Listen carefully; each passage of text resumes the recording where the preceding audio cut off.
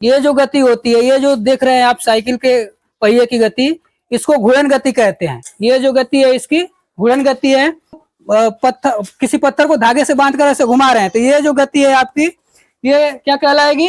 ये वृत्ताकार गति या वृत्तीय गति है, इसी को कोणीय गति कहते हैं। ठीक है। अब इसको हमने क्या कहा कि ये दोलन, जब एक निश्चित बिंदु ये हो गई, अब इसके इधर उधर कोई वस्तु की गति करा देंगे तो ये क्या हो जाएगी? ये होती है दोलनी गति। ये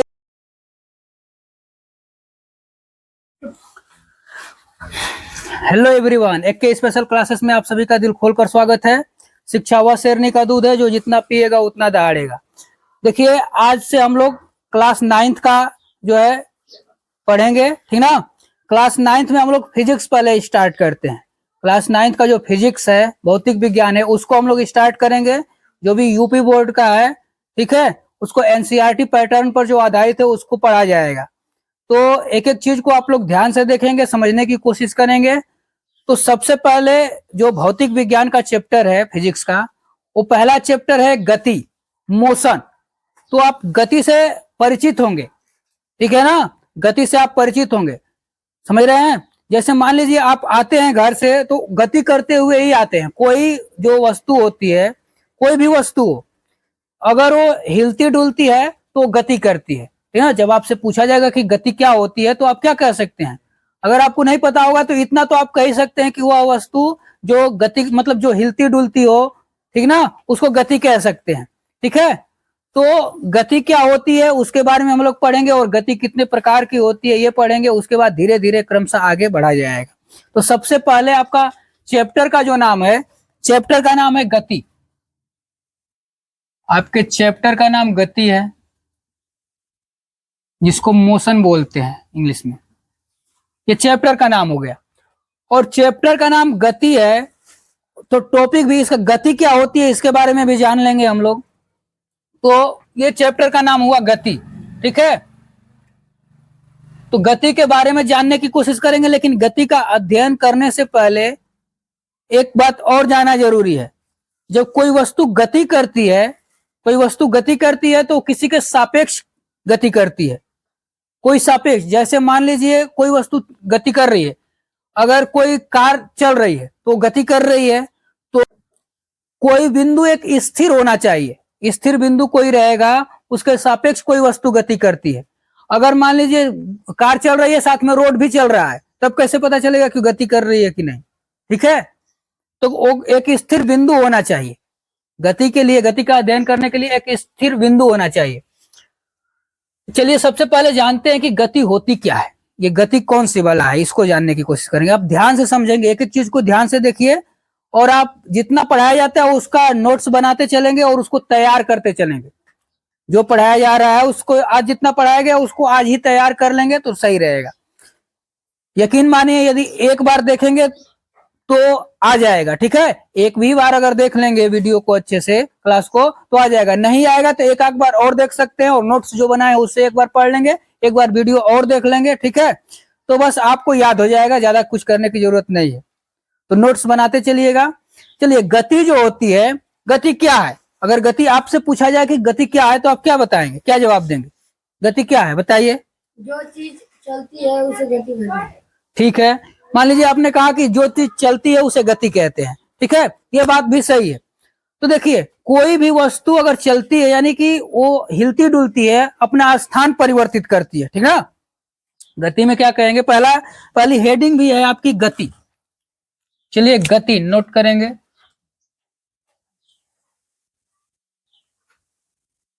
गति, मोशन। अब गति की परिभाषा की बात की जाए कि गति हम आखिर किसको कहेंगे, किसको कहेंगे गति? तो कोई भी वस्तु, यदि कोई भी वस्तु समय के साथ अपनी स्थिति में परिवर्तन करती है, तो वह स्थिति परिवर्तन ही उसकी गति कहलाती है। कोई भी वस्तु हो, अगर कोई वस्तु अगर हिल डुल रही है, एक स्थान से दूसरे स्थान तक जा रही है, तो इसका मतलब क्या हुआ? वो समय तो लेगी ही, बिना समय लिए कोई काम नहीं होगा, क्योंकि समय कभी रुकेगा नहीं, समय तो चलता रहेगा। अगर कोई भी वस्तु एक जगह से दूसरी जगह जा रही है, इसका मतलब वो समय ले रही है, कुछ ना कुछ समय लगेगा। तो आप केवल इतना कह देंगे कि कोई वस्तु जो है एक स्थान से दूसरे स्थान तक जा रही है तो उसे गति कहेंगे, तो ये पूरी तरह से सत्य नहीं होगा, ठीक ना। समय के साथ कोई वस्तु अपनी स्थिति में परिवर्तन करती है, उसे गति कहते हैं। ठीक है, हमने मान लिया कि समय के साथ जब कोई वस्तु अपनी स्थिति में परिवर्तन करती है तो गति कहलाती है, लेकिन इससे भी पूरी तरह से सहमत नहीं हुआ जा सकता। जो गति होती है, समय के साथ कोई वस्तु में परिवर्तन होता है, लेकिन आप ये मानिए, अगर आप ये करें, अगर देखेंगे, मान लीजिए एक ट्रेन है, ट्रेन में आप बैठे हैं, एक ट्रेन में आप बैठे हैं, तो ट्रेन तो चल रही है, लेकिन जब ट्रेन में आप सीट पर बैठे हैं और दूसरा व्यक्ति भी बैठा है, तो दोनों एक दूसरे के लिए क्या है, स्थिर हैं, है कि नहीं। ट्रेन में गति अगर कह देंगे आप कि जो समय के साथ वस्तु की स्थिति में परिवर्तन ही गति कहलाती है, तो आप देखेंगे तो समय के साथ व्यक्ति में परिवर्तन हो रहा है, ठीक ना, व्यक्ति के स्थिति में परिवर्तन हो रहा है। अगर ट्रेन में कोई व्यक्ति बैठा है तो एक जगह जहां पे है वो चल रही है ट्रेन, दूसरी जगह चली गई तो उसके में परिवर्तन हुआ, तो क्या यह समय के साथ परिवर्तन जो है गति जबकि वो गति कर नहीं रहा है। व्यक्ति अगर सीट पर एक जगह बैठा हुआ है तो वो गति तो कर नहीं रहा है, उसमें जो बैठे हैं, जितने भी व्यक्ति बैठे हैं, उनके लिए तो गति कर नहीं रहा है, लेकिन अगर कोई बाहर से देखेगा तो उसके लिए वो गति कर रहा है, ठीक ना। तो समय के साथ किसी वस्तु की स्थिति में परिवर्तन गति कहलाता है, ये तो ठीक है, लेकिन किसी बिंदु के सापेक्ष होना चाहिए, किसी बिंदु के सापेक्ष होना चाहिए, नहीं तो कोई स्थिर व्यक्ति भी गति करता। जैसे मान लीजिए ये जो है मार्कर है, ठीक ना, मार्कर को हम लेकर चल रहे हैं इस तरह, ठीक है, तो मार्कर तो एक जगह स्थिर है, हमने गति किया, मार्कर भी हमारे साथ आया, लेकिन ये तो स्थिर ना आया, तो किसी बिंदु के सापेक्ष होना चाहिए। अगर अब यहां से हम इसको इस तरह ले जाएं तो यहाँ हमारे सापेक्ष ये गति कर रहा है, ठीक ना। अगर हम इसी तरह लेकर जाए तो ये गति नहीं कर रहा, हम गति कर रहे हैं। तो केवल ये कह देना कि गति जो होती है किसी वस्तु की स्थिति में परिवर्तन, किसी वस्तु की स्थिति में समय के साथ परिवर्तन को गति कहते हैं, ये भी पूरी तरह से सत्य नहीं होगा, हालांकि गलत भी नहीं है।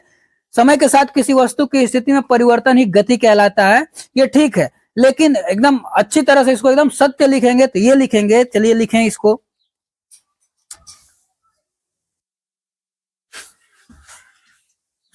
जब कोई वस्तु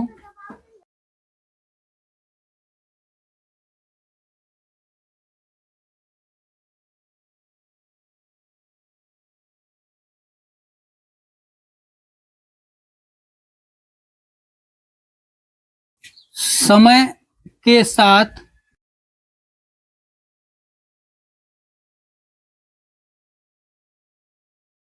किसी निश्चित बिंदु के सापेक्ष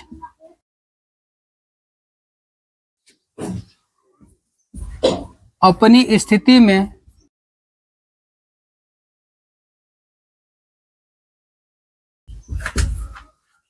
परिवर्तन करती है,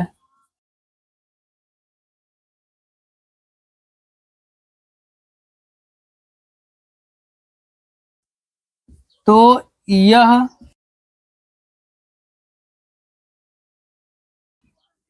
स्थिति परिवर्तन ही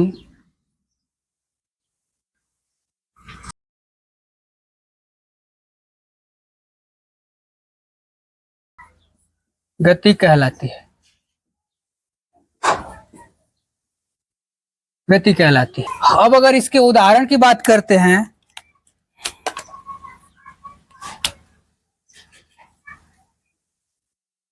उदाहरण, मैदान में खेलता हुआ व्यक्ति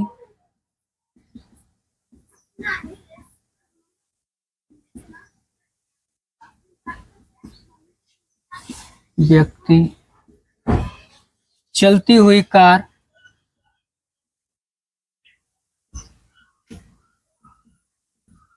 आदि, ये सभी जो है गति कर रहे हैं, ठीक है, ये सभी गतिमान कहलाएंगे। अब जब गति जान लिए तो अब दूसरा जानेंगे, विरामावस्था क्या होता है। विरामावस्था, विरामावस्था, रेस्ट। देखिए विरामावस्था क्या होता है, विराम का मतलब होता है रुका हुआ, स्थिर होता है, रुका हुआ होता है, स्थिर। तो जब कोई वस्तु स्थिर होती है यानी कि समय के साथ उसकी स्थिति में कोई परिवर्तन नहीं होता है, तो उसको विरामावस्था में कहा जाता है। जब किसी वस्तु में समय के साथ कोई परिवर्तन नहीं होता है, किसी भी वस्तु की स्थिति में समय के साथ कोई परिवर्तन नहीं होता है, तो उसे विरामावस्था में कहा जाता है। जब कोई वस्तु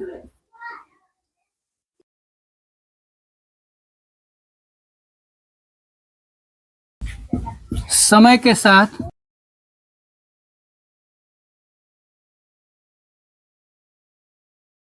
अपनी स्थिति में कोई परिवर्तन नहीं करती,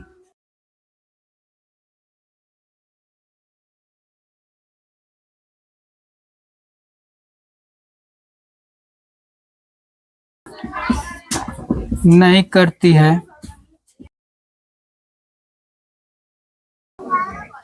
तो उसे विरामावस्था में कहा जाता है।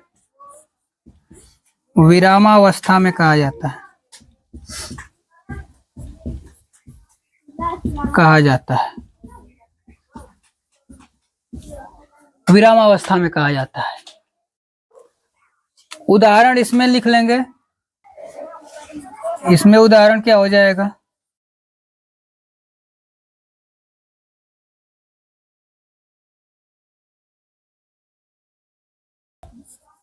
मेज पर रखी हुई पुस्तक,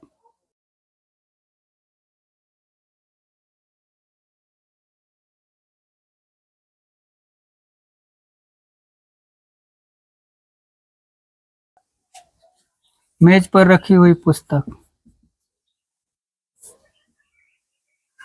अगर कोई पुस्तक मेज पर रखी हुई है तो वो विरामावस्था में है। हाँ, चलिए अब आगे बढ़ते हैं। गति और विरामावस्था को तो हम लोगों ने समझ लिया। अब हम लोग समझेंगे कि गति की सापेक्षता क्या कहलाती है।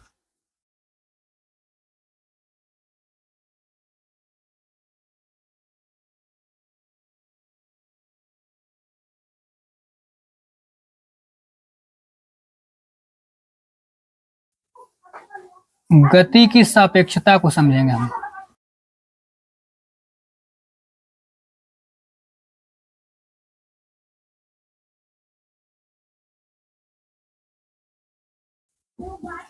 Relativity of motion. गति की सापेक्षता को हम लोग समझें।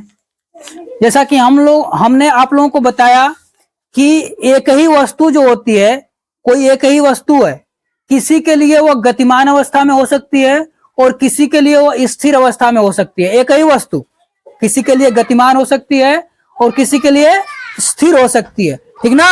हमने आप लोगों को बताया, जैसे हमने ये बताया कि ट्रेन में कोई व्यक्ति सफर कर रहा है। मान लीजिए ट्रेन में कोई सफर कर रहा है, ठीक है। कोई भी व्यक्ति वो ट्रेन में बैठा है, ट्रेन के जिस डिब्बे में बैठा है तो उसमें वो सीट के साथ वो डब्बा भी स्थिर है, उसमें व्यक्ति बैठा है तो वो भी स्थिर है, चुपचाप बैठा है कोई व्यक्ति सीट पर अपने एक डब्बे में, ठीक है। ट्रेन के एक डिब्बे में चुपचाप व्यक्ति बैठा है, ठीक ना, तो स्थिर अवस्था में है। और लेकिन जब उसी व्यक्ति को कोई बाहर से जब देखेगा तो गतिमान अवस्था में है। तो एक ही वस्तु, ठीक ना, एक ही वस्तु या व्यक्ति किसी एक प्रेक्षक के लिए यानी कि देखने वाले के लिए क्या हो सकता है, गतिमान अवस्था में भी हो सकता है और स्थिर अवस्था में भी हो सकता है, ठीक ना। किसी प्रेक्षक के लिए कोई व्यक्ति देख रहा है, मान लो कोई अगर किसी डब्बे में एक व्यक्ति बैठा हुआ है एक सीट पर, तो दूसरा व्यक्ति जो उसी डब्बे में बैठा हुआ है तो उसके लिए वो स्थिर है। लेकिन कोई व्यक्ति यदि बाहर से देखेगा उसको तो चल रहा है, गतिमान है, समझ रहा है ना।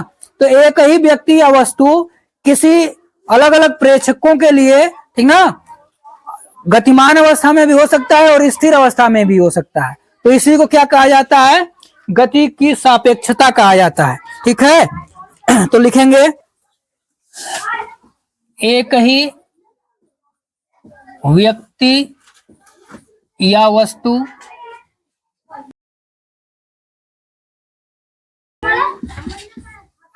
किसी प्रेक्षक के लिए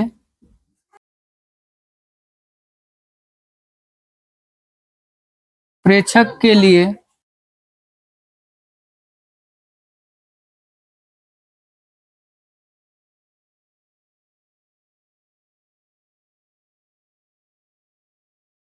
स्थिर अवस्था में हो सकता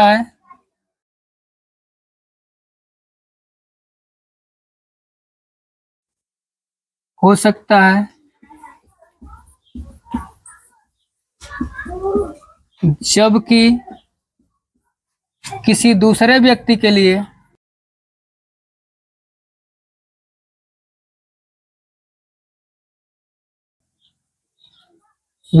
लिए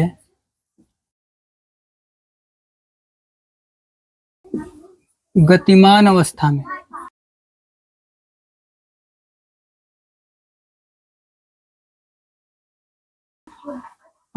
में होगा। यही गति की सापेक्षता कहलाती है। यही गति की सापेक्षता कहलाती है।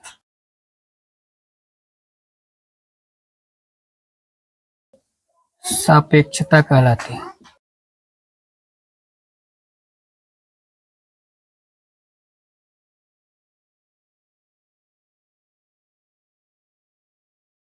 यही गति की सापेक्षता कहलाती है। ठीक है, तो इसको हमने अच्छे से समझा दिया ट्रेन वाला एग्जाम्पल देकर। ठीक है, तो इसको नोट कर लेंगे। हाँ, चलिए अब आगे बढ़ते हैं। हमने गति को जान लिया, विरामावस्था को जान लिया और गति की सापेक्षता को हमने जान लिया। अब हम लोग जानेंगे कि गति के प्रकार कितने होते हैं। गति कितने प्रकार की होती है उसको चलिए समझते हैं। गति के प्रकार। गति के प्रकार, टाइप्स ऑफ मोशन।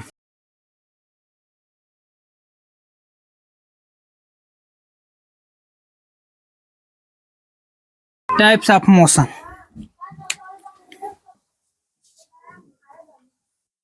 सरल रेखीय तथा स्थानांतरीय गति।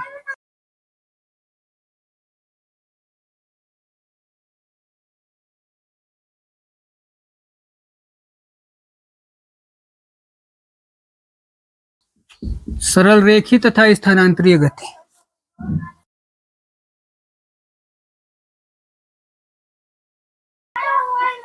रेक्टिलिनियर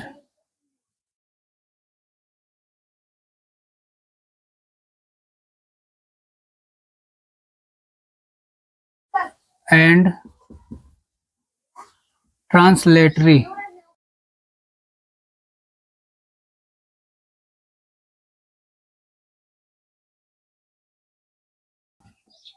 दूसरा वृत्ताकार गति।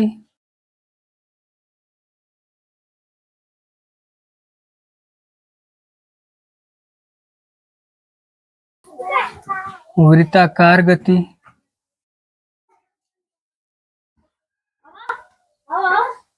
वृत्ताकार गति, सर्कुलर मोशन।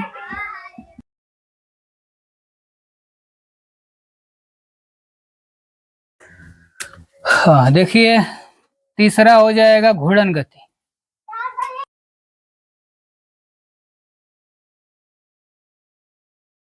घूर्णन गति, रोटेटरी मोशन।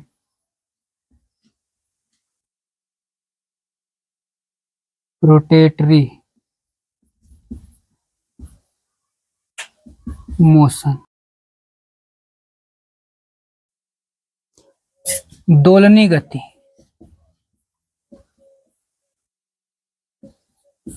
दोलनी गति।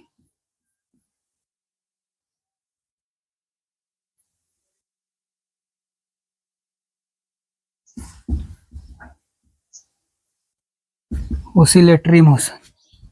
पांचवा काल्पनिक गति।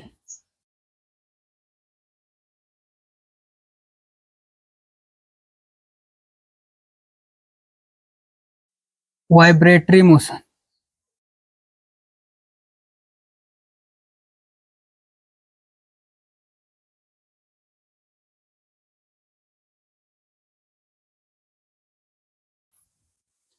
तो ये रहे गति के प्रकार।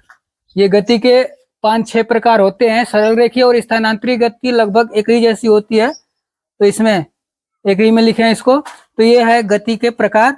हम लोगों ने ये सब जान लिया इसके प्रकार। अब सभी प्रकार की परिभाषा देखेंगे। चलिए पहले सरल रेखीय या सरल रेखीय तथा स्थानांतरीय गति को जानेंगे, ये क्या होती है। तो इसमें लिखेंगे आप, जब कोई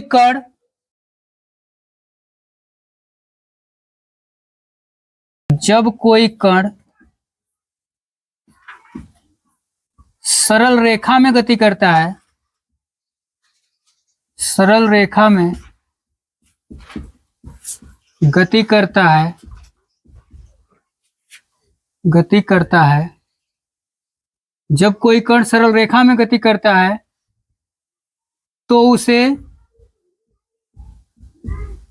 सरल रेखीय गति कहते हैं, सरल रेखीय गति कहते हैं, सरल रेखीय गति कहते हैं।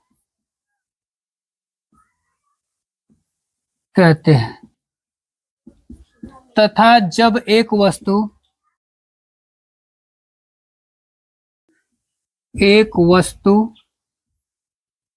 इसमें कण नहीं होगा, वस्तु होगी, कण नहीं, ब्रैकेट में लिख लेंगे कण नहीं।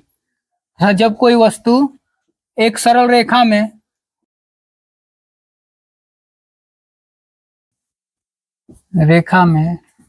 गति करती है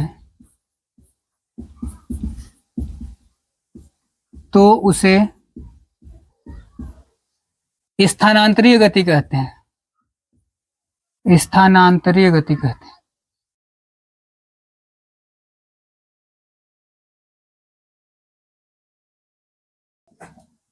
गति कहते हैं।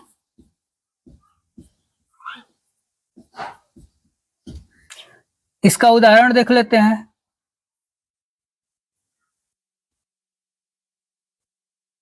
क्षैतिज सतह पर लुढ़कती हुई गेंद,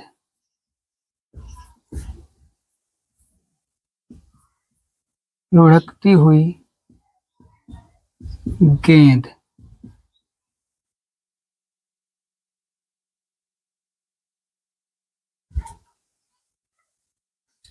गिरता हुआ पत्थर,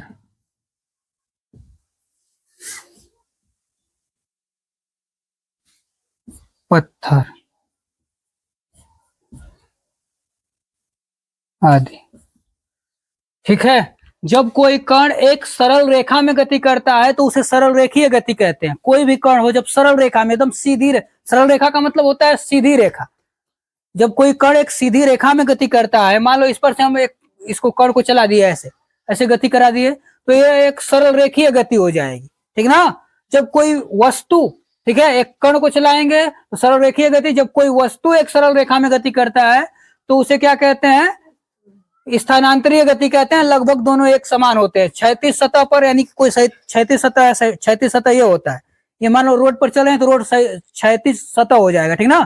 तो उस पर कोई वस्तु गति कर रही है तो सरल रेखीय गति हो गई। कोई वस्तु मान लीजिए ये, इसको हम ऐसे गिराए ऊपर से, ठीक ना, ऊपर से कोई गिरती हुई वस्तु, ये जो है सरल रेखीय या स्थानांतरीय गति के उदाहरण है, ठीक ना। तो सरल रेखीय या स्थानांतरीय गति हो गई, समझ रहे हैं। तो ये होता है सरल रेखीय तथा स्थानांतरीय गति। अब उसके बाद हम लोग दूसरा पढ़ेंगे। चलिए अब देखेंगे वृत्ताकार गति। दूसरा हम लोग देखेंगे वृत्ताकार गति, सर्कुलर मोशन। इसी को वृत्तीय गति या वृत्ताकार गति कहते हैं।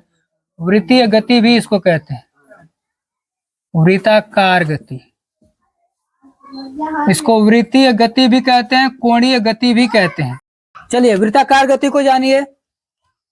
जब कोई कण, लिखेंगे जब कोई कण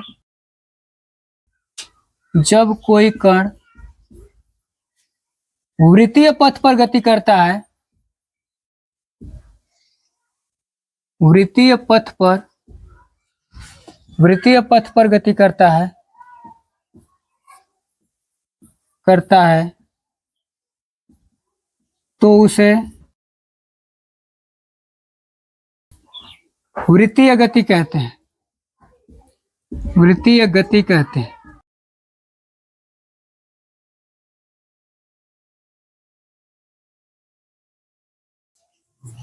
उदाहरण क्या हो जाएगा?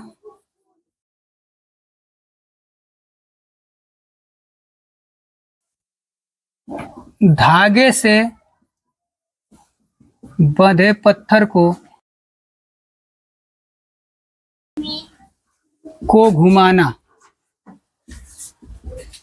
धागे से बंधे पत्थर को घुमाना। जब कोई कण वृत्तीय पथ पर गति करता है तो उसे वृत्तीय गति कहते हैं। ठीक है, अभी इसका एग्जाम्पल प्रैक्टिकली समझाते हैं हम आप लोगों को।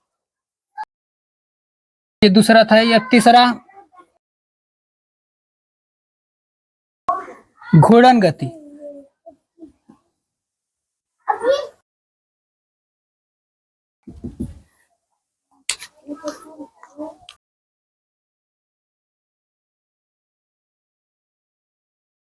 जब कोई वस्तु एक स्थिर अक्ष के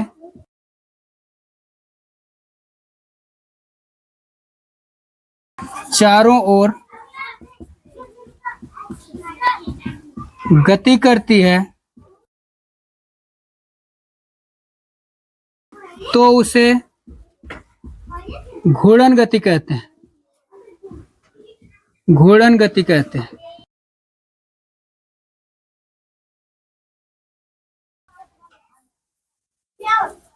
पंखे की गति।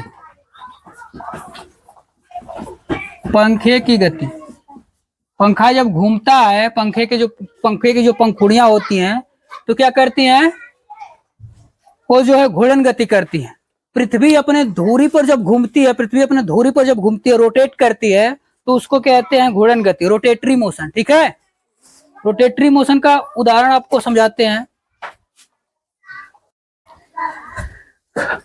देखिए स्टूडेंट्स, आप लोगों के बीच में जो है रियल लाइफ से रिलेटेड उदाहरण है जो रोटेटरी मोशन का है, घूर्णन गति।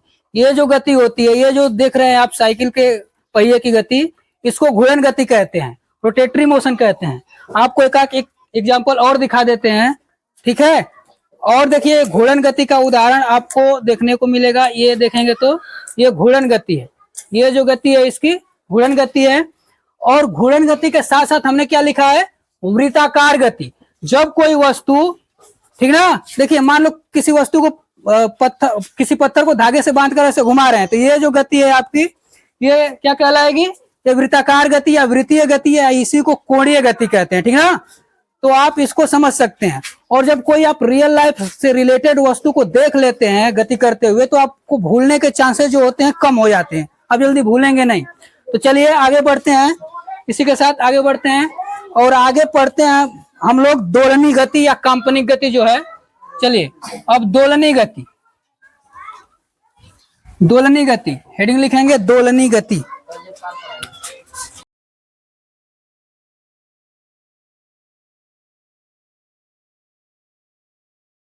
दोलनी गति लिख लेंगे। दोलनी गति या काल्पनिक, दोलनी गति और काल्पनिक गति दोनों को एक साथ पढ़ेंगे तभी समझ में आएगा। दोलनी गति तथा काल्पनिक गति। दोलनी गति तथा काल्पनिक गति। काल्पनिक गति, दोलनी गति तथा काल्पनिक गति, इन दोनों को एक साथ पढ़ेंगे तभी समझ में आएगा। जब कोई वस्तु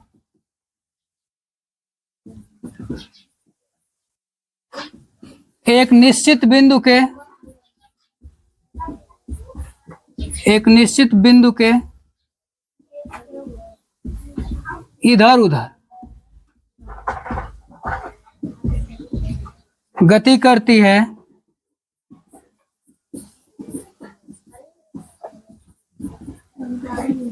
तो उसे दोलनी गति कहते हैं। दोलनी गति कहते हैं। जब कोई वस्तु एक निश्चित बिंदु के इधर उधर जब गति करेगी तो इसको दोलनी गति कहेंगे। अभी इसका भी रियल लाइफ से रिलेटेड एग्जांपल दिखाएंगे आपको। तो जब कोई वस्तु एक निश्चित बिंदु के इधर उधर गति करती है तो उसे क्या कहते हैं? दोलनी गति कहते हैं। अब दोलन करने वाली वस्तु का, दोलन करने वाली वस्तु का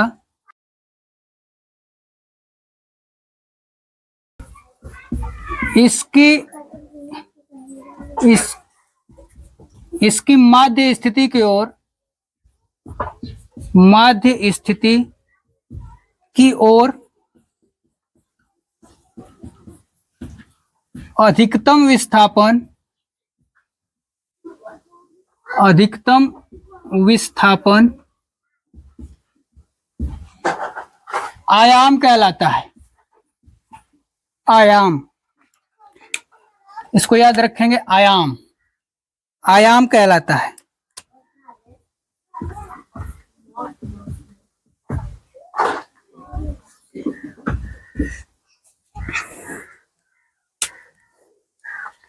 यदि आयाम कम है, यदि आयाम कम है, यदि आयाम कम है तो वस्तु की गति कम है तो उसकी गति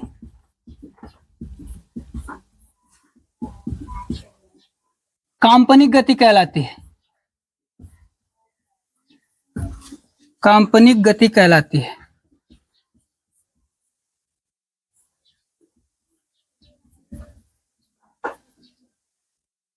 काल्पनिक गति कहलाती है।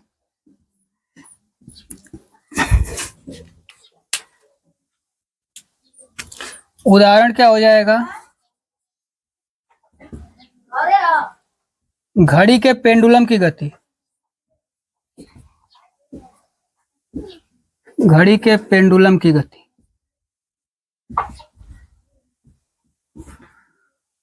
देखिए इसको समझें, घड़ी का पेंडुलम क्या होता है अभी आपको बताएंगे। इसमें देखिए एक वस्तु जो होती है, जब कोई वस्तु एक निश्चित बिंदु, मान लीजिए एक निश्चित बिंदु है, एक वस्तु इस तरह बांध कर लटकाई गई है और ये एक निश्चित बिंदु है। जब इस निश्चित बिंदु के इधर उधर कोई वस्तु गति करती है ऐसे, तो इसको कहते हैं, ये इसको क्या बोलते हैं? दोलनी गति कहते हैं, कि दोलन कर रही है। एक घड़ी जो होती है उसमें पेंडुलम होता है। मान लीजिए एक घड़ी है, उसमें एक ऐसा पेंडुलम वाली घड़ी होती है, ठीक ना। उसका पेंडुलम जो होता है 1 सेकंड में ऐसे घूमता रहता है, ठीक ना। ये पेंडुलम इधर से इधर करता रहता है।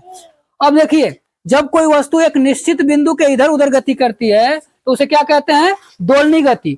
और हमने क्या कहा कि दोलनी गति कहते हैं दोलन करने वाली वस्तु का इसकी माध्य स्थिति की ओर, ये माध्य स्थिति है, दोलन करने वाली ये वस्तु है, तो इसकी माध्य स्थिति की ओर अधिकतम विस्थापन, ये जहां से यहां तक जितना गई उसको अधिकतम विस्थापन को आयाम कहते हैं, ठीक ना।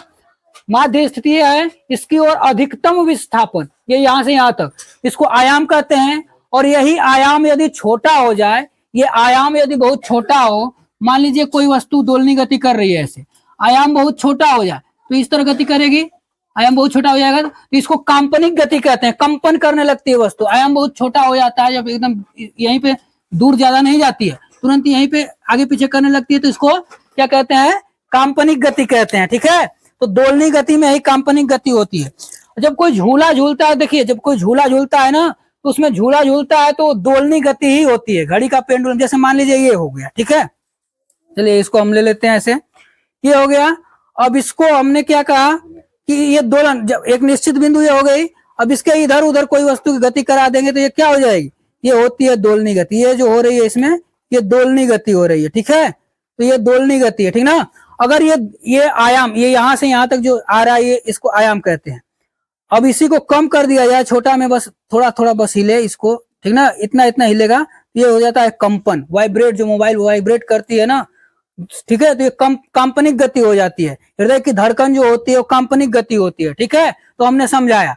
अगर इसी पत्थर को हमने इस तरह घुमाया तो क्या होता है? वृत्तीय गति हो गया। और इसको हमने इस तरह कर दिया तो ये क्या हो गया? दोलनी गति का उदाहरण हो गया, ठीक ना।